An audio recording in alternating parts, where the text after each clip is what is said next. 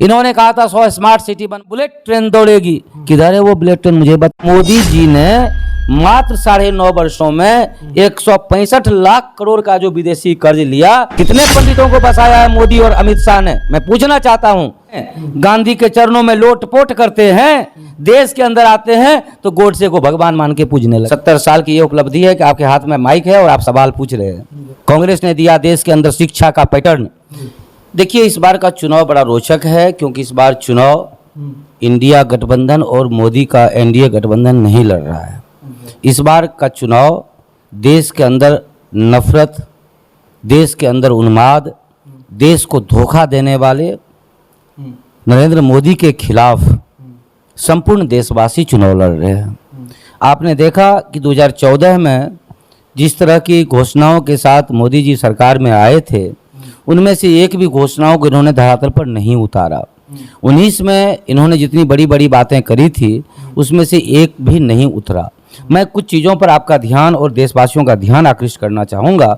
इन्होंने कहा था कि देश से काले धन वापस लाए जाएंगे, और मैं आपके चैनल के माध्यम से देशवासियों को बताना चाह रहा हूँ कि मोदी जी के 9.5 वर्षों के शासनकाल में विदेशों में जो काला धन था वह कम से कम 40 गुना बढ़ गया है। तो मोदी जी जवाब दें कि काले धन लाने की जगह काले धन बढ़ाने का काम आपने कैसे किया। एक दूसरा इन्होंने कहा था कि उज्ज्वला योजना के माध्यम से हम गरीबों के आंख से धुआं निकालेंगे, लेकिन उज्ज्वला योजना से सब्सिडी हटाकर इन्होंने सिर्फ धुआं नहीं निकाला, आंख में धूल झोंकने का काम किया। इन्होंने कहा था कि 2022 तक किसानों की आय दुगुनी होगी। आय तो दुगुनी नहीं हुई, लेकिन किसान आत्महत्या दर तिगुनी जरूर हो गई। इन्होंने कहा था 2 करोड़ रोजगार हर वर्ष युवाओं को दिया जाएगा। एक भी युवाओं को रोजगार देना इन्होंने भुला दिया, और युवा आज स्मैकर बन करके इनके बजरंग दल में शामिल होकर देश में हिंसा, उन्माद और नफरत बढ़ा रहे हैं। इन्होंने कहा था 100 स्मार्ट सिटी बनवाऊंगा, एक भी यदि इन्होंने बनाया हो तो आप हमें बताइए। इन्होंने कहा था हजारों आदर्श गांव बनवाऊंगा, एक भी यदि बनवाया हो तो आप हमें बताइए।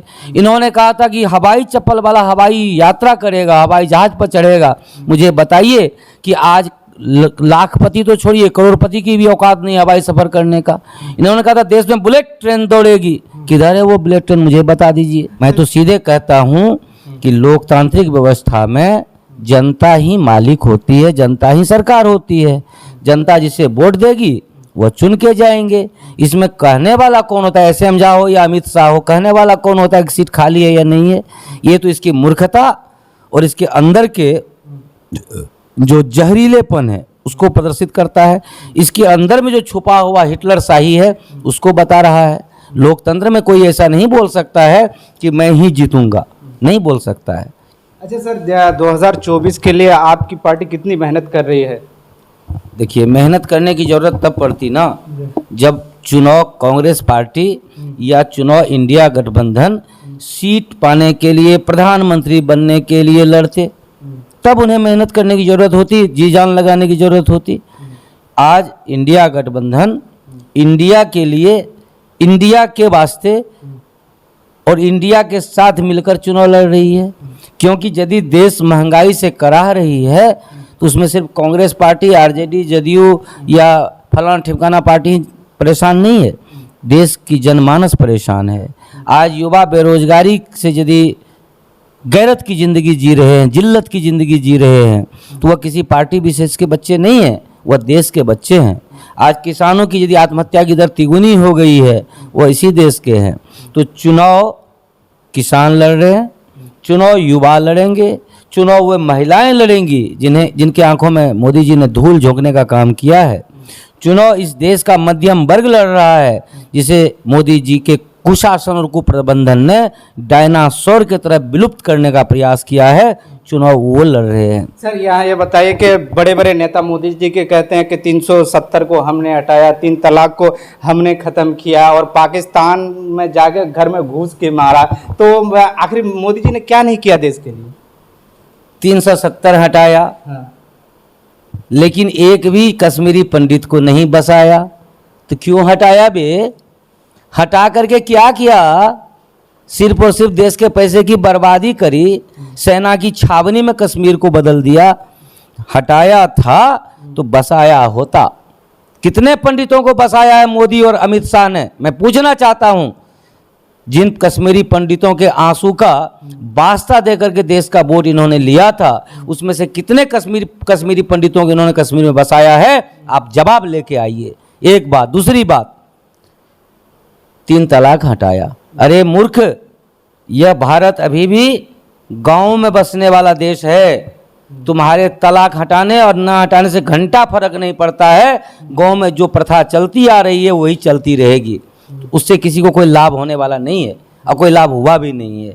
और आपने क्या कहा कि इन्होंने देश में 4 चांद लगा दिया, किधर किधर लगाया। इन्होंने चूहे पकड़ने के लिए 169 चूहे पकड़ने के लिए 339 करोड़ रुपए खर्च कर दिए।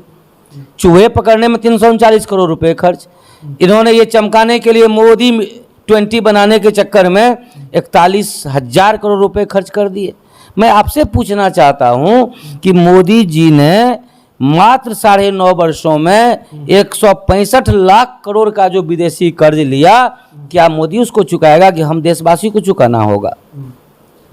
कर्जा लेकर के घी पीने का काम, नौटंकी, और देश को दिया किया इन्होंने सिवाय गुर्बत का।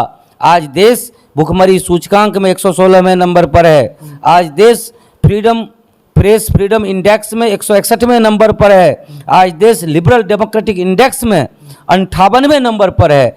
सब जगह देश की थू हो रही है इसके कार्यकाल में। लेकिन एक बात आपने गाँव जवार में कहा होगा कि नंगा को किस बात का डर।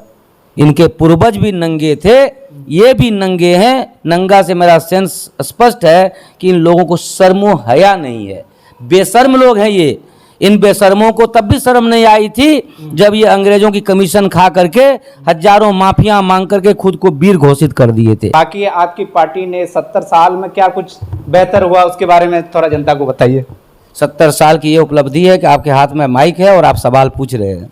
यदि कांग्रेस ने मोदी के तरह ही देश को उन्माद में झोंक दिया होता तो ना एक स्कूल खुलते, ना कॉलेज खुलती, ना यहाँ पर मोबाइल कभी जिंदगी में आता भारत में अभी तक। यदि कांग्रेस पार्टी 1947 में इसी पैटर्न पर चली होती जिस पैटर्न पर भाजपा चल रही है कि उसको क्या चाहिए, कपड़ा नहीं चाहिए, वो केला का पत्ता लपेटेगा, उसको गोबर चाहिए, उसको गाय का मूत चाहिए, तो वो अभी तक में कहाँ पहुँच गया होता देश। अभी तक में फिर बिलबिला रहे होते आप खो कंदरा में।